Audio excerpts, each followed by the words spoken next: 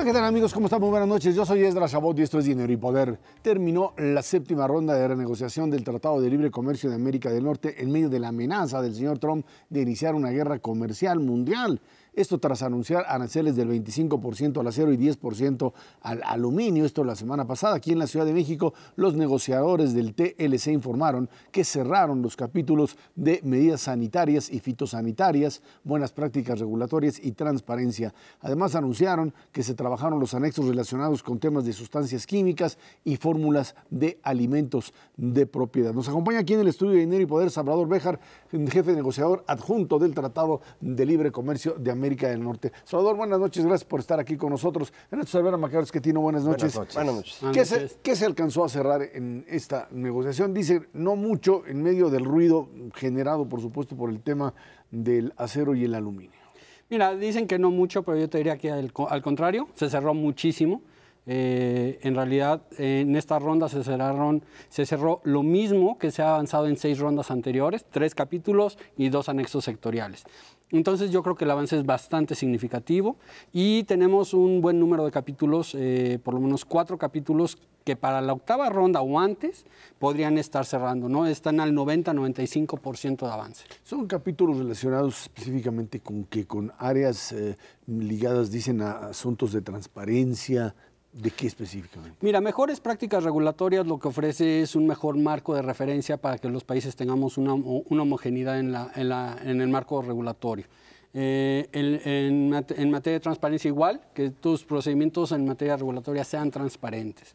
Y tal vez el más relevante es el de medidas sanitarias y fitosanitarias, porque ahí es cuando las autoridades reguladoras exactamente se establecen mecanismos sobre cómo van a permitir la entrada de productos, cómo hacen la evaluación de inocuidad y demás para aquellos productos de importación, ¿no? Y eso resuelve muchos de los problemas que en la relación bilateral en 20 años hemos tenido con Estados Unidos y con Canadá. Meten en cintura, perdón Salvador, ahí a los gobiernos estatales, porque muchas veces estas medidas fitosanitarias tienen mucho más que ver con la parte estatal de Estados Unidos que con lo que se puede decir en el Tratado de Libre Comercio. Mira, sí, de hecho, acuérdate que aquí la autoridad reguladora es, digamos, Senacica, ¿no? Y a Senacica ya se le establecen unas condiciones bajo las cuales debe conducir su análisis de riesgo. Al igual que a la agencia, a la Food and Drug Administration o a APHIS de Estados Unidos, de cómo debe de conducirlos. Hay 2 mecanismos inéditos en la historia de entrada a México ya acordó y logró un compromiso con Estados Unidos de priorización. Es decir, México y Canadá vamos a tener el derecho de estar en el primer lugar cuando se hagan los análisis de riesgo por parte de las autoridades. Y número 2, también se acordó un mecanismo de simplificación. No es nuevo, porque ya estaba en la OMC, pero sí se acuerda un mecanismo mediante el cual las autoridades investigadoras, tanto la de exportador como importador, podrán acordar plazos y el mecanismo para hacer la revisión. Y eso ningún otro socio comercial lo tiene. Hemos estado avanzando, como dices, bastante bien en varios de los capítulos y se van a cerrar otros, pero me da la impresión que esto pues no va a alcanzar a terminarse estas negociaciones antes de que tengamos las elecciones aquí en México. Y eso es importante, en mi opinión, no tanto por quién sería el siguiente presidente, sino porque entra un nuevo Congreso, que es el que tendría que ratificar estas negociaciones. Al respecto, ¿hay alguna idea de acelerar esto para que el Congreso actual lo vote o nos vamos a esperar al siguiente? También en Estados Unidos habrá elecciones, entonces, ¿cómo perciben ustedes esto? Mira, esto no es nuevo. Las negociaciones comerciales internacionales siempre han estado o a la víspera o en plenas elecciones presidenciales. Recordarás que el presidente Obama entregó el TPP prácticamente al término de su candidatura. Sí, pero ya no lo firmaron por eso. Y bueno, el presidente Trump decidió declinar la membresía de los Estados Unidos. Entonces, para nosotros es mejor tener un buen acuerdo que acelerar los procesos o ceder en temas difíciles con los Estados Unidos. Entonces, para nosotros llegar a un buen acuerdo significa tener que atravesar la parte política, el ambiente político de México y de Estados Unidos, lo haremos. Esta administración termina hasta el 1 de diciembre y hasta entonces podremos continuar nosotros. Entonces, no hay una razón por la cual vamos a detener el proceso de negociación. Salvador, uno de los temas difíciles evidentemente es el de reglas de origen. Supongo que ahí no solamente no estamos al 90%, sino que hay un desacuerdo profundo entre Canadá y México por una parte y desde luego Estados Unidos, viendo específicamente el sector automotriz. ¿Podremos tener algo en ese contexto o simplemente las posiciones son irreconciliables? No, mira, yo creo que las posiciones son reconciliables. La postura de los Estados Unidos está contenida en 3 diferentes segmentos, ¿no? Por un lado, quieren incrementar el contenido regional de 62.5 actual a 85. El segundo es que de ese 85 quieren un 50% que sea americano. Y el tercero es que haya una lista de rastreo de todos los componentes. El primero es manejable. El primero, podemos sentarnos a ver las metodologías de producción. Hay que recordar que los vehículos que México exporta, siendo el 4º exportador mundial, pues no lo hacemos solo. Somos armadores de lo que se integró después de una cadena de producción. Entonces, podemos discutir esa parte, ver las metodologías. Las ideas canadienses en Montreal fueron muy interesantes en ese sentido.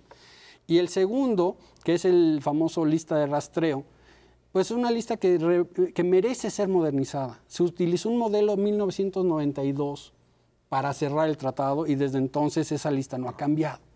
El tercer componente, que es el contenido americano, eso es una línea muy difícil para México de pasar. Eso no lo vamos a poder aceptar nosotros. Pero sí hay, en nuestra visión, maneras de acomodar y poder discutir con los Estados Unidos un ajuste en la regla de origen.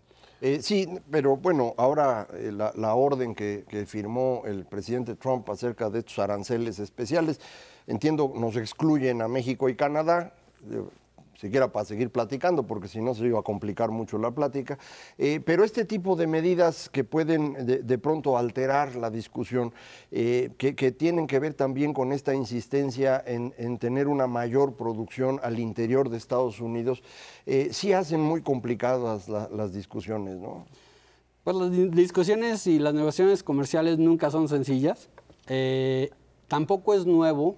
Si tú te regresas a la historia de la negociación del Telecan 2.0, cada ronda hemos tenido una bomba de tiempo, ¿no? A los principios de las primeras rondas, recordarás que Estados Unidos nos amenazaba con una famosa notificación del 2205, que es básicamente que se salen del acuerdo. Hay un artículo de prensa del noviembre donde hay una reunión del presidente Trump con legisladores republicanos, donde les dice que esto es que presentar ese escrito saliéndose del TLC es precisamente una táctica negociadora para forzarnos a negociar en 6 meses. Eso no ha sucedido. México rechazó categóricamente que vamos a estar en la mesa de negociación si nos presentan una carta. Y hoy nos salen, precisamente en Montreal nos recibieron con la salvaguardia global de lavadoras y de paneles solares. Y ahora en la ronda 7 en México nos reciben con la 232 de Seguridad Nacional en materia de aluminio y acero. Entonces, de alguna manera ya estamos viendo que es una pauta persistente de los Estados Unidos y simplemente pues, lo tenemos que canalizar por los canales oficiales, ¿no?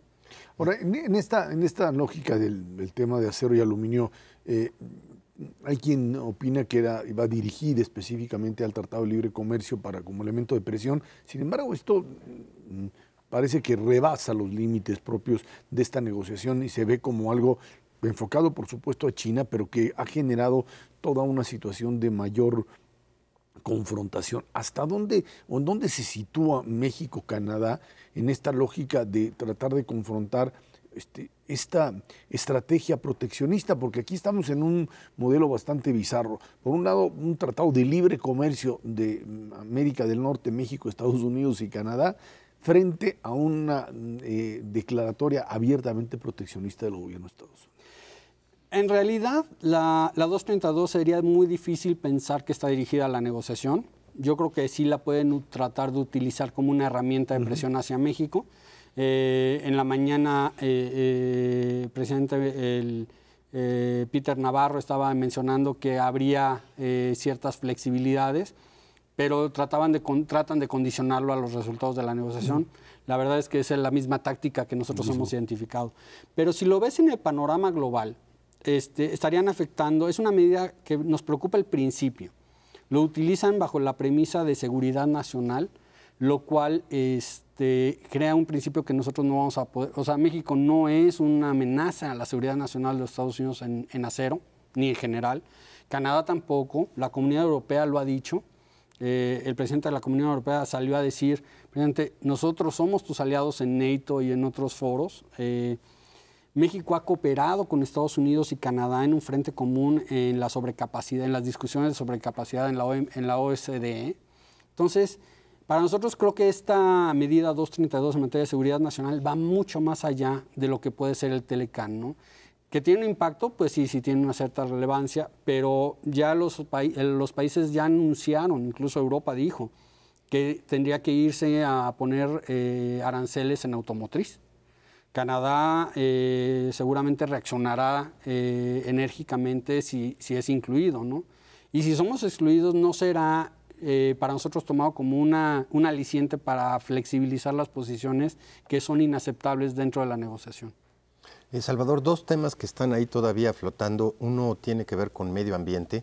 Pues supongo que Canadá y México están presionando muy fuertemente y Estados Unidos pues literalmente dijo, pues si ya me salí del Acuerdo de París, pues vemos hasta dónde.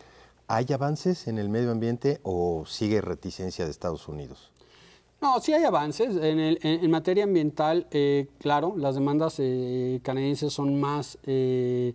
van más allá de lo que el Telecán 1 tiene, que es el acuerdo paralelo ambiental. Sin embargo, hay mucha discusión y hay mucho avance en el tema institucional.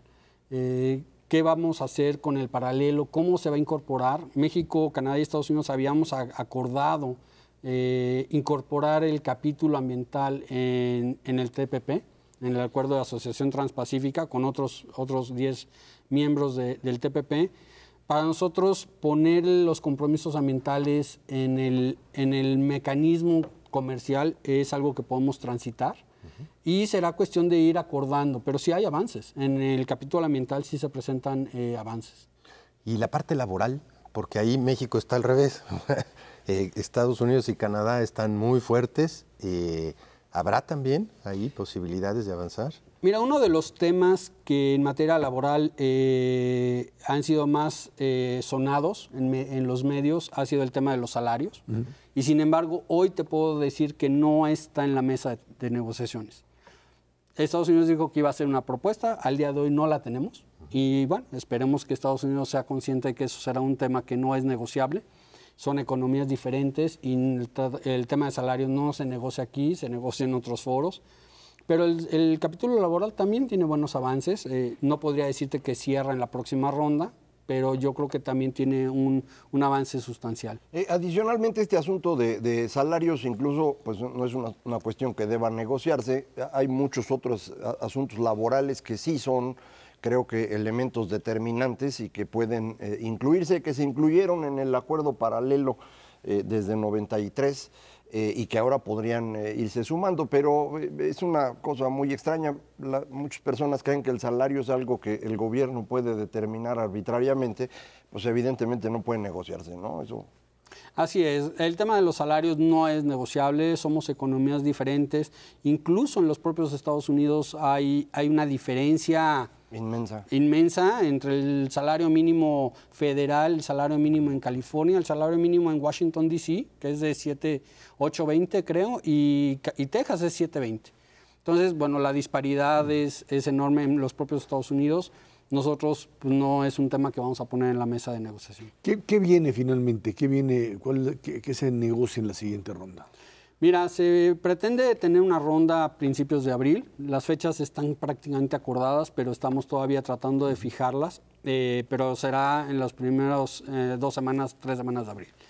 ¿Qué queremos discutir? Todo. Es una ronda plenaria para nosotros. Los negociadores que ya hicieron su trabajo y culminaron, ellos podrán descansar, por lo menos del Telecán, tienen otros foros que negociar. Y el resto de los negociadores irá con nosotros a Washington, D.C., avanzar en todos los temas. ¿Cuáles son los que vemos como candidatos a avanzar fuertemente? El de barreras técnicas al comercio, el de energía, puede ser un capítulo que pueda avanzar fuertemente. Ya tenemos un posicionamiento de Estados Unidos, finalmente. Telecomunicaciones, el capítulo de telecomunicaciones. El de comercio electrónico es otro que puede ya, pues lo traemos arrastrando desde la tercera ronda y una demanda de los Estados Unidos nos ha impedido poder transitarlo. Creemos que para esta podemos ya llegar a una buena culminación de ese capítulo también. Y avanzar en los acuerdos sectoriales que nos quedan pendientes todavía, ¿no? Bueno, pues ahí está Salvador Béjar, jefe negociador del TLC a nivel adjunto. Muchísimas gracias por haber estado aquí con nosotros. Encantado, muchísimas gracias. Vámonos a una pausa. Esto es Dinero y Poder.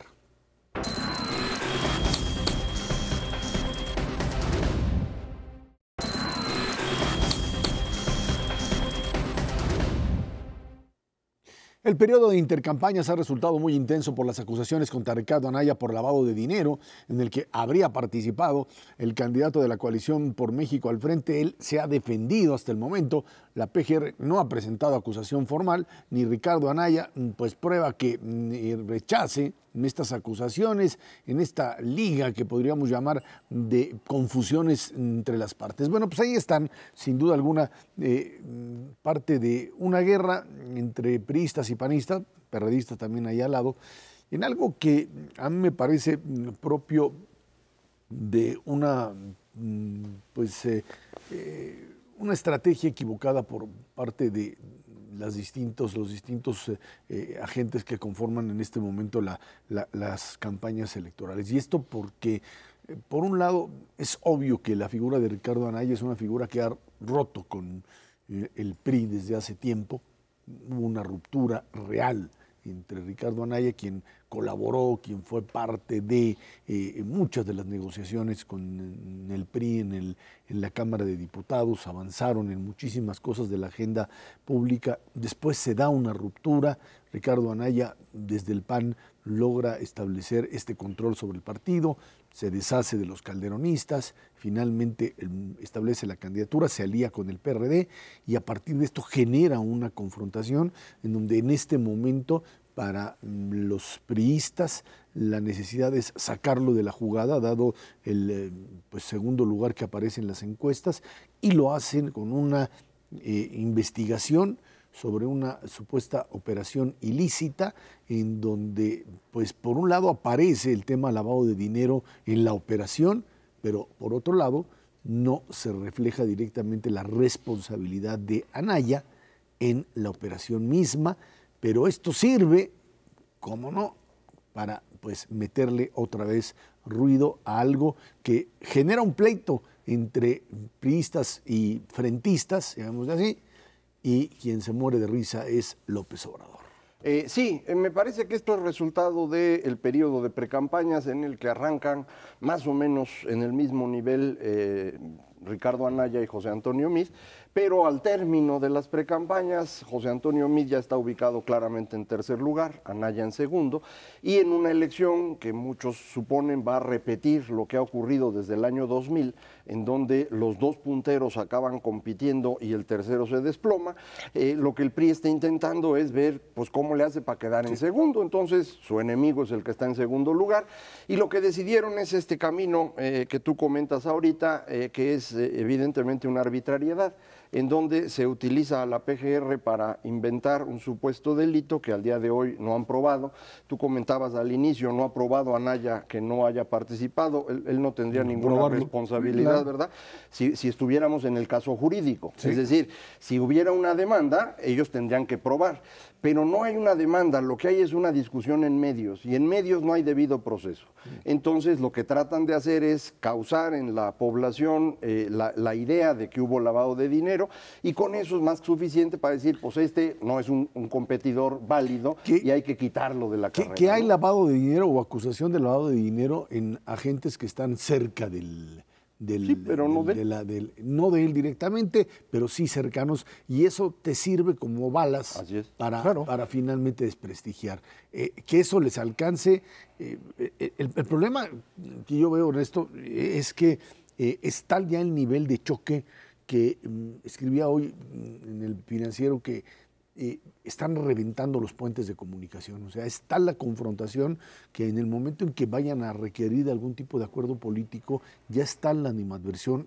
Uno escucha a los distintos actores priistas y panistas fundamentalmente referirse unos a otros, que parecería que están hablando de verdad de enemigos políticos de altísimo nivel. Yo no sé cuándo se requieran para alguna situación, no después de la elección, sino antes, si hay la posibilidad de diálogo. Yo creo que ahorita no, está totalmente roto, de ambas partes, además declarado abiertamente. En el caso del Frente, absolutamente toda su gente declaró ya que se rompieron todos los puentes de diálogo con el gobierno federal y evidentemente esto se lleva también a la Cámara de Senadores con la petición específica para que Cordero pues simplemente deje de actuar como un agente adicional. Del otro lado también hay bastante animadversión y choque en diferentes frentes, no solamente de los propios priistas, sino de los panistas que se allegaron a los propios priistas. Y en ese contexto habrá que ver cuál es el resultado final. La verdad es que todavía no hay encuestas que reflejen precisamente este punto. Dentro de muy pocos días o semanas empezaremos a ver efectivamente cuál es este cambio en la trayectoria, si es que lo hay, porque a lo mejor puede resultar exactamente al revés, no lo sabemos y veremos cómo se comporta. Lo que está clarísimo en esta tendencia es que durante el único candidato que ha tenido una posición ascendente en estas encuestas es precisamente Ricardo Anaya.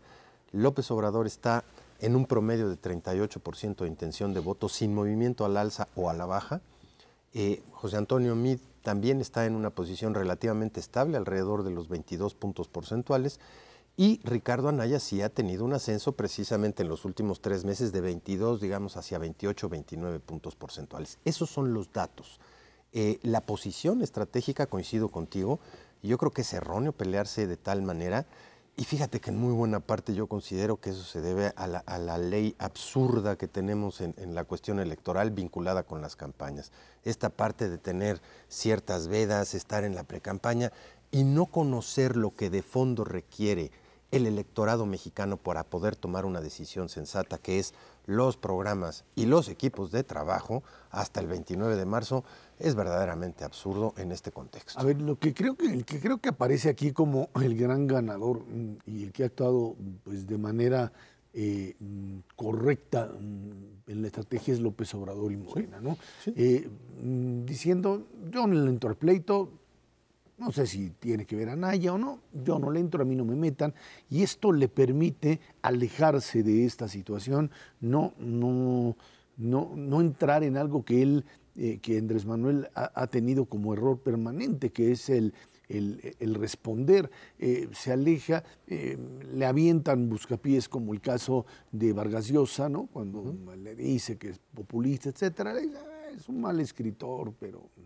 es un buen escritor, perdón. Un mal político. Es un mal político, es un buen escritor, pero un mal político. Y esto que puede prender hasta ahí llega. Hay por ahí locuras que hacen algunas gentes de Morena y él se aleja de todo esto en algo que por lo menos le refleja una racionalidad política que anteriormente no tenía. No, siempre la ha tenido, Ezra. Siempre la ha tenido. El problema es que la pierde. Y la pierde cuando lo ataca directamente su adversario. Ahora no hay nadie. Ahorita no tiene ese problema todavía porque están peleando el segundo lugar. Esto se va a acabar en algún momento. Ya sea que el PRI logre tener éxito y derrumbe al señor Anaya y entonces va a ser el PRI contra López, o bien el señor Anaya se consolida en segundo lugar y entonces el pleito será con él.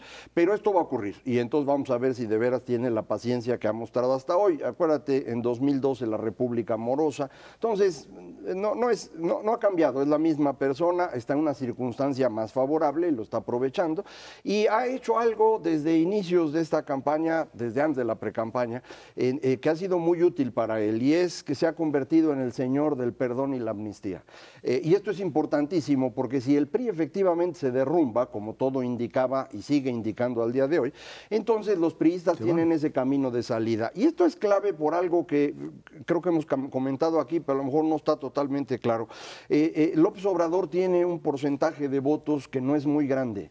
Para poder ganar necesita otros votos y su fuente de votos tradicional es el PRI.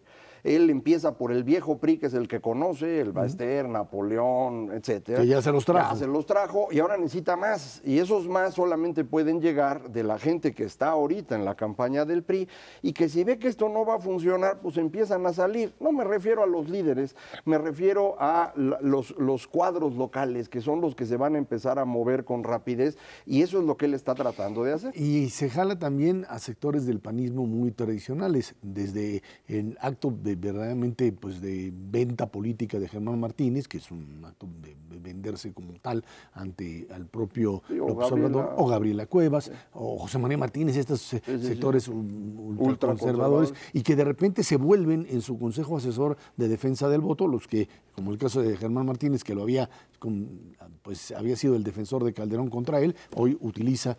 Dice, él mismo lo dice, ¿no? Ahora ya sé cómo le hicieron la trampa y ahora los traigo de mi lado para que me ayuden a defenderse de lo mismo. Hay un cambio, creo que sí significativo, Macario, en esto, en el sentido de que antes creía que podía hacerlo solo y hoy está aglutinando a todo aquel que esté dispuesto a someterse a sus dictados. Esa es la clave, someterse. Y yo no sé, estos que dicen que se someten, si lo van a hacer mucho tiempo o no, esa es la parte clave, ¿no? No, y con discursos mucho más amigables, específicamente con el empresariado. Sí, claro. Es bastante claro el cambio de discurso para decir, ya no solamente podemos sin ustedes, sino no podemos sin ustedes. O sea, franca y directamente diciendo, necesito la inversión privada nacional y extranjera, con todas las seguridades que eso merece.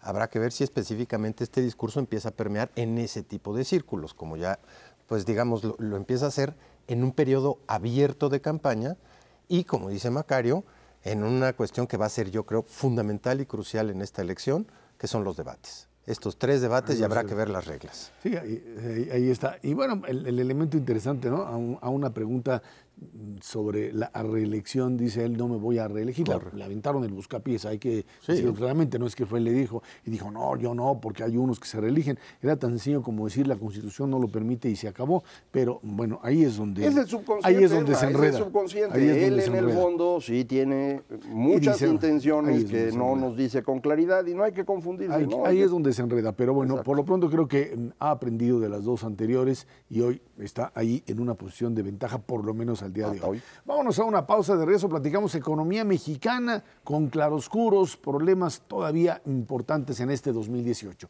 Esto es Dinero y Poder.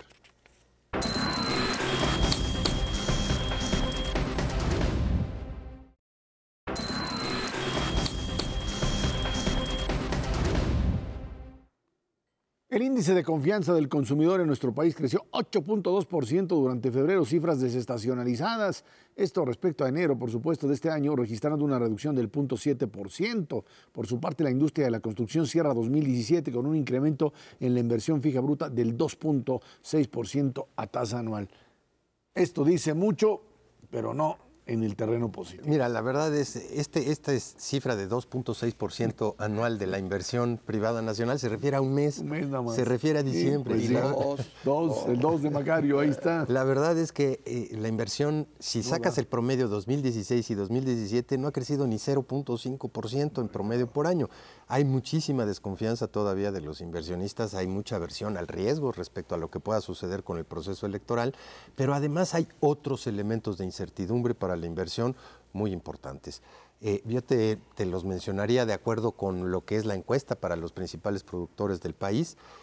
Ven con cierta decepción la instrumentación lenta de las reformas estructurales, ven un problema muy serio de tasas de interés hacia adelante, una incertidumbre muy fuerte respecto al Tratado de Libre Comercio, y eso hace pues, que hasta que no se aclaren las cosas no le metan efectivamente.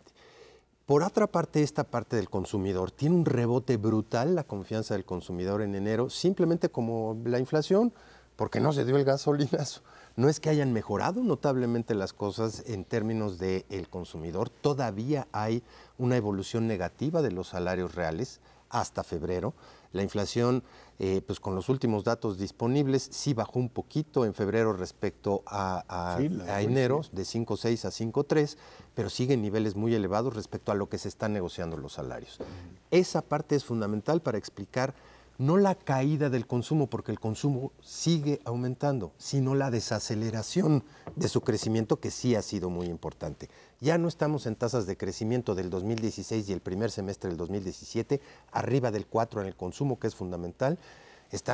Cierra el año el consumo privado, al igual que la inversión, con tasas relativamente bajas, 1.9, abajito de 2%. Le encanta a Macario ese 2%, pero yo creo que desde el punto de vista de consumo sí es insuficiente respecto a lo que podría generar esta resiliencia del consumo mostrada durante los últimos 3, 4 años.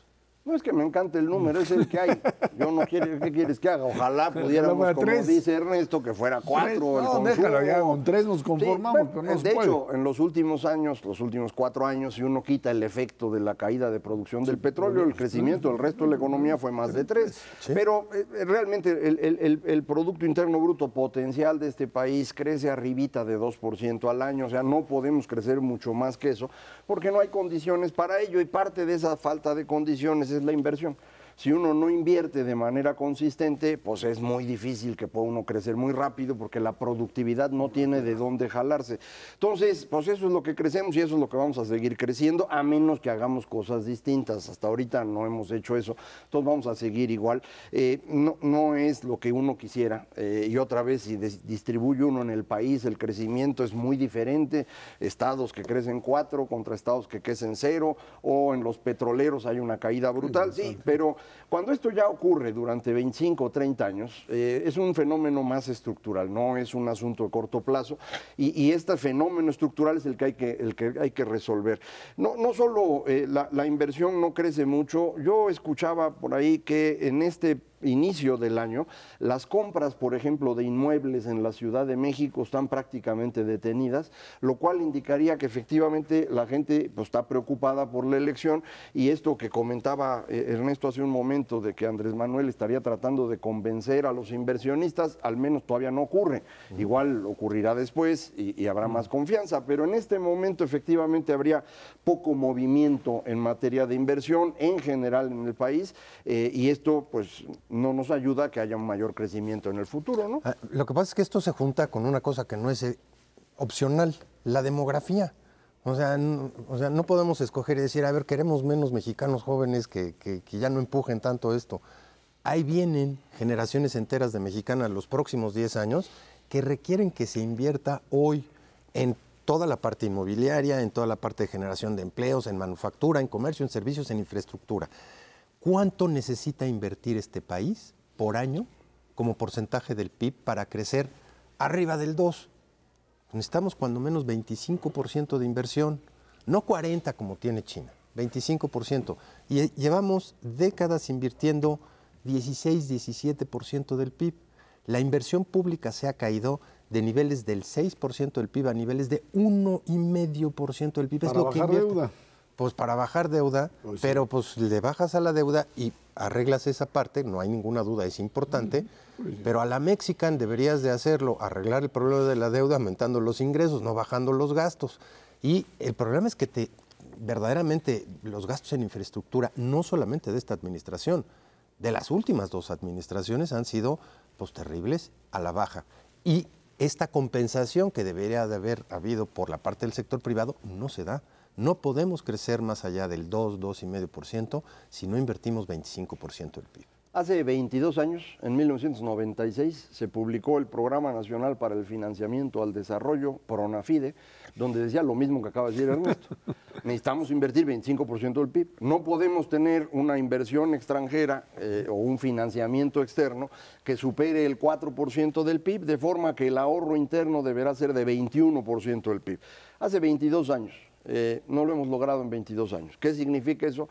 que hay un problema estructural detrás de esto que impide mayor inversión y mayor crecimiento. Yo estoy convencido que eso está asociado al Estado de Derecho. Nadie en su sano juicio invierte en un país en el que no tienes garantías de que tu propiedad siga siendo tuya, de que se cumplan los acuerdos que haces con los demás a través de contratos. Entonces, cuando eso ocurre, pues es muy difícil que funcione. México tiene uno de los sistemas financieros más subdesarrollados del mundo. Vamos a tener estos días la convención bancaria y seguramente nos dirán que hemos avanzado un montón y que el ahorro como proporción del PIB ya está llegando a 32%. Ese es nivel de África, mano. Eso es lo que tenemos. Solo Argentina compite con nosotros en América Latina en un nivel tan bajo. Con un movimiento de capital tan pequeño, pues no hay forma que haya más inversión. Y eso tiene en su origen un problema de Estado de Derecho. Hasta que no resolvamos eso, insisto, vamos a estar creciendo 2 y no hay salida. Ahora, aquí sería importante ver qué es lo que proponen los candidatos a la presidencia de la República con respecto al tema. O sea, ¿por dónde hay que moverle?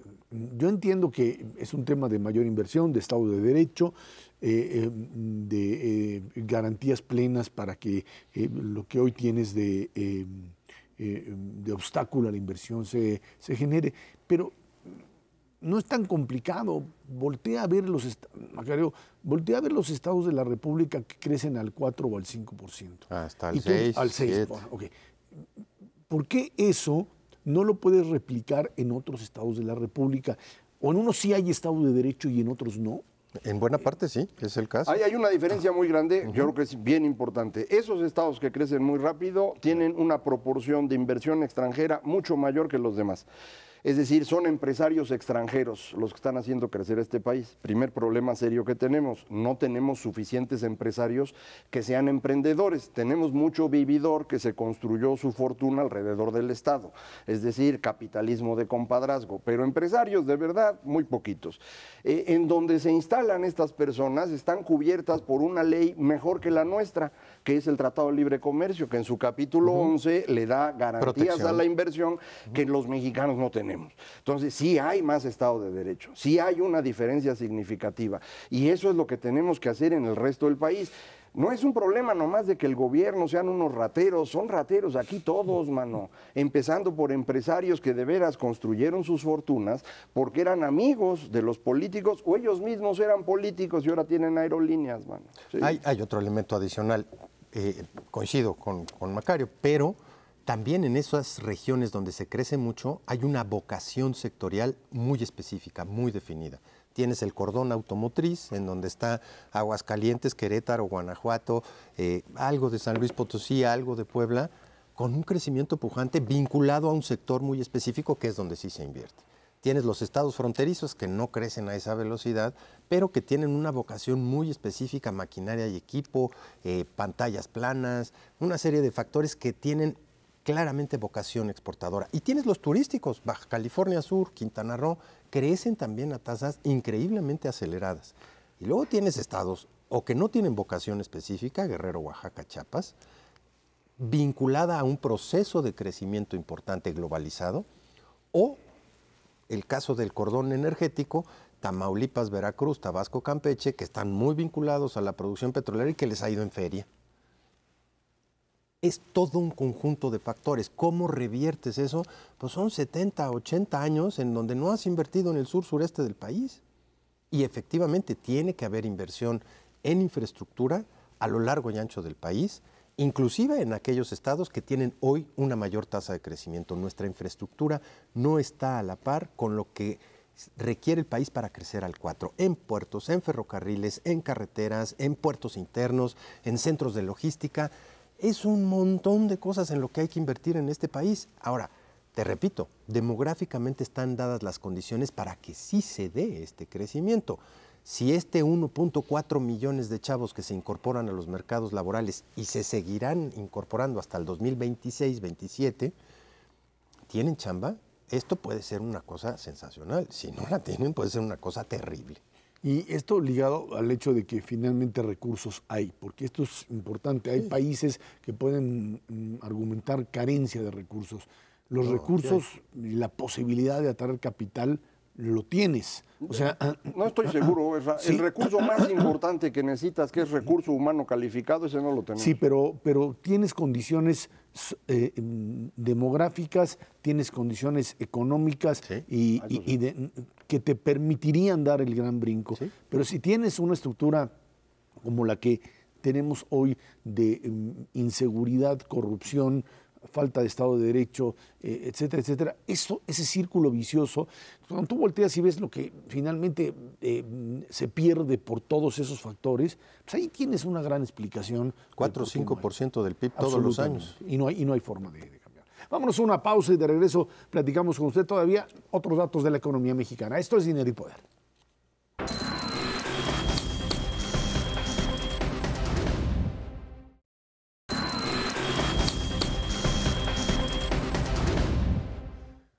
En enero, México registró un déficit de 20.419 millones de pesos en sus finanzas públicas, según cifras publicadas por la Secretaría de Hacienda. La dependencia explica que el balance primario tuvo un superávit de 10.600 millones de pesos durante el primer mes del año. Por otro lado, el Instituto Mexicano del Seguro Social informa que en febrero se crearon 164.311 empleos formales, cifra 6.7 mayor a la reportada en febrero 2017. Bueno, ahí están datos importantes de generación de empleos y todavía de una balanza comercial, de un déficit que se antoja todavía manejable, ¿no? Sí, la verdad es que las finanzas públicas han tenido un ajuste brutal.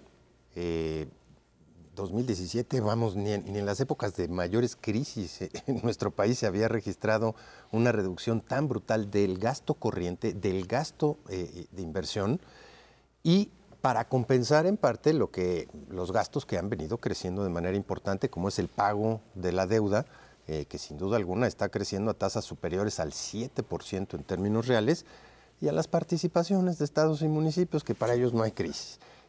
Sí hay una reducción fuertísima, y no sé cuántas veces he escuchado en los últimos meses que pues no nos preocupemos, que en el primer semestre del año se va a volver a soltar el gasto del sector público. No hay margen para que esto suceda. Seguimos teniendo la sombra de Standard & Poor's, Moody's y Fitch diciendo aguas porque tienen que tener un balance primario, esto es ingresos menos gastos antes de pagar intereses, positivo en este país. Se tuvo en el 2017 por primera vez en 9 años de manera consecutiva, gracias a la inversión que le hizo el Banco de México con sus recursos extraordinarios, pero todavía tiene que haber un ajuste de acuerdo con el programa de finanzas públicas de este año de un punto del PIB, que es un montón de dinero en el transcurso de 2018. El problema es que no hay dinero, ¿no? El gobierno no tiene dinero para poder hacer lo que acaba de decir Ernesto. Bajaron el gasto del gobierno, el total del sector público, de 27 a 24 puntos del PIB. 3 puntos de reducción. Por eso decía que ni en crisis habíamos visto esto. Por eso el tema de gasto público en construcciones. Sí, y en todo, ¿no? Se reduce significativamente y ahí esos 24 en parte se financian con lo del Banco de México. Para que los amigos de la OTM tengan una idea, más o menos de esos 24 puntos que gasta el gobierno mexicano, nosotros en impuestos pagamos 13, el petróleo aporta 4, las empresas paraestatales todas juntas, sin contar a Pemex, aportan casi 3 puntos, y los 2 que faltaban fueron los que puso el Banco de México el año pasado. Este año no va a poner 2 puntos, a lo mejor pone algo, pero no 2 puntos, de manera que sí nos va a hacer falta algo de dinero, aún manteniendo ese gasto bajo. Por eso, como bien dice Ernesto, pues no hay margen para que impulsen las campañas con eso. Yo me imagino que ya habrán sacado la lana por otro lado, pero por las cuentas no sale. De cómo nos gastamos ese dinero, esos 24 puntos del PIB se gastan en 3 montoncitos de 8 para los gobiernos estatales, que esos, como decía Ernesto, no sufren, 8 que van para las paraestatales, incluyendo pago de pensiones de lista y demás, no sufren, y 8 para el gobierno federal. Pero de ahí hay que quitar el pago de deuda. Claro. El pago de servicio de deuda se lleva 2 y cachito, de forma que al gobierno le quedan 5 puntos para todo lo que tiene que hacer. Por eso no le puede destinar más que poquito más de 1 punto a inversión, por si no tiene cómo. Entonces, el próximo presidente, porque ahorita están peleando muy contentos para ganar, cuando llegue se va a encontrar que no hay dinero para hacer nada. Entonces, o hacen reforma fiscal para cobrar más, o no hacen nada. Ahí tendrán que escoger. Ninguno va a decir que va a hacer reforma fiscal, nadie va a decir eso. Al revés, te van a prometer que no van a aumentar impuestos. Eso es lo que dijo ya. López Obrador dijo, yo no voy a subir impuestos. Exacto, no les alcanza. Entonces van a tener que hacer algo. Yo digo que sería muy bueno hacerlo inmediatamente después de que sea la elección, con el nuevo Congreso, pero que todavía el señor Peña Nieto cargue el daño de la reforma. Irónicamente, la caída de los precios del petróleo y esta caída brutal de ingresos petroleros del sector público ha sido benéfica para darnos cuenta del tamaño del boquete fiscal que tenemos y reconstituir de alguna manera, que eso sí ha funcionado bien durante estos últimos 4 o 5 años, una mayor recaudación fiscal. Todavía es muchísimo, muy baja respecto a los estándares internacionales.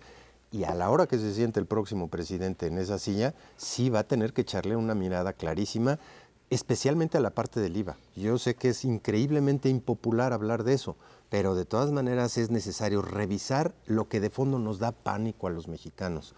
De cada 100 pesos de IVA que no recolecta el gobierno, 40 centavos son para los 40 pesos son para los 2 deciles más ricos de este país y 4 pesos para los 2 deciles de menores ingresos del país. Algo tenemos que recomponer en este país porque no podemos, con una tasa del 16% del IVA, recaudar 4 puntos del PIB. Ahí es la más ineficiente del mundo. El tema es básicamente si en medicinas y alimentos te da para finalmente tapar todos los boquetes. Y la economía informal. Y la economía informal, que ese es el punto. Sí, no es una cosa sencilla, pero no hay otra solución. No hay otra. Si queremos vivir como viven los países europeos, mucha gente quisiera vivir como Dinamarca o Francia o eso. Aquellos pagan en impuestos 45 puntos, nosotros pagamos 15, entonces son 3 veces más. Que no les gustan esos países, mejor alguien como los anglosajones, Gran Bretaña, Estados Unidos, Irlanda, pagan 35, nosotros pagamos 15. Entonces, o duplicamos o triplicamos los impuestos. No hay salida. Yo entiendo que se enojen y todo, pero no hay salida. Hay que buscar cómo es la mejor forma, nada más. Lo que pasa es que para legitimar este tipo de aumentos impositivos requieres tener los servicios que estos países o esos gobiernos te dan. Y es un círculo vicioso, Macario. Sí, pero se empieza por los impuestos. Así empezaron ellos hace 200 años. Sí, es cierto. No te digo que no, pero aquí tienes toda una tradición de... Se van a robar. Exactamente. De gobierno. O sea, la gente dice, ¿por qué voy a pagar más impuestos si se lo roban? Déjale que se lo roban. A ver, ¿qué servicios recibo? Que si no, bueno, te recogen la basura, etcétera. Pero tienes temas muy digamos, muy delicados, ¿no? Servicios de salud que se brindan, no te digo que no, pero que no son de los niveles de eficiencia que te dan. Pero es por la cantidad que pagas otra vez. A ver, en salud, tienes toda la razón. Gobierno mexicano gasta en salud 3 puntos del PIB. Los países latinoamericanos en promedio gastan 6. O sea, gastamos la mitad de América Latina, ya no compares con Europa. En seguridad, justicia y defensa, México gasta 1.4 puntos del PIB. No hay país en el mundo, de los que conoce uno, que gaste menos que eso. Entonces se quejan que este país es inseguro. Pues es lo que pagan. Los países europeos pagan 4 puntos del PIB en seguridad, justicia y defensa. Colombia gasta 6, Estados Unidos gasta 6. Quieren seguridad, paguen el triple. Sí. No quieren pagar el triple, aguanten vara. Pero requieres del otro lado primero un elemento de confianza política. Para que no hay hoy. Que no lo tienes. Y además, en lo que hoy tienes de discusión política... Es saber quién se robó más. Es saber quién se robó y quién es más ratero que el otro. Sí. Y en función de esto, pues la gente dice, yo a esto no le entro. Sí, cierto. Tan sencillo como eso. Ahora, lo que está clarísimo es, de las reformas estructurales que se hicieron en este país en el 2014, la única que no ha funcionado del todo bien es la reforma fiscal. Todo el mundo está enojado, los empresarios están enojados, la gente está enojada y no resuelve de fondo el boquete fiscal que tenemos. Bueno, y lo que viene... Pero te permitió incrementar la recaudación en 40%. Eso si no fuera por eso, con la caída del precio del petróleo... Eso me queda clarísimo. Pues ese era el objetivo, hijo. Pero no quería resolver el mundo. De fondo lo que quieres es una reforma fiscal que arregle todo, la parte de gasto y la parte de ingresos. Esa sí funcionó. Era para eso. Más bien necesitamos una de veras. Exacto. Para lograr eso requieres un tipo de acuerdo político que hoy no tienes. Muy fácil nivel, entre los... Ahorita, como se llevan bien todos, va a ser muy fácil. Ese es el problema. A ver, ¿cómo le hacemos para finalmente transitar hacia un cierto tipo de acuerdo? tendrían que darse las condiciones, como se dio el pacto por México, ¿no? Tendrían que Pero darse, ahí sí. se alinearon las estrellas que hoy están totalmente desubicadas. Bueno, estamos, es cierto, en época electoral y se destrozan como tal. En la elección pasada todavía tenías, digamos, diferencias menos dramáticas o por lo menos no se estaban acabando como ahora. Hoy el clima que se está generando es un clima que difícilmente se ve por lo pronto que pueda conducir a arreglos futuros. A lo mejor las cosas cambian y esto se produce, pero no está tan fácil. Ni siquiera desde el punto de vista, olvídate de un acuerdo a nivel de cámaras para poder legislar. A nivel de generar, por ejemplo, un gobierno de coalición, también se ve bastante complicado. No importa quién gane y quién quede en segundo o en tercer lugar. Es un poco como 2006, que llegó Sí, a ser así una es. contienda extraordinariamente agresiva, Sí. mucho más que lo que estamos hoy. Yo espero que ojalá y no lleguemos a ese nivel. Y hay que recordar cómo el nuevo gobierno, el de Felipe Calderón, tuvo 3 años sin poder hacer prácticamente nada. Esperemos que no sea esta circunstancia, ¿no? Bueno, pues así está. Ernesto Cervera Macarios, que tiene muchísimas gracias. Gracias a usted que nos ve y nos escucha todos los jueves aquí en Canal 11 Dinero y Poder. Estamos en la radio Noticias MBS en el 102.5 del FM de lunes a viernes de 5 a 7 de la noche. Por nuestra parte, muchísimas gracias y muy buenas noches.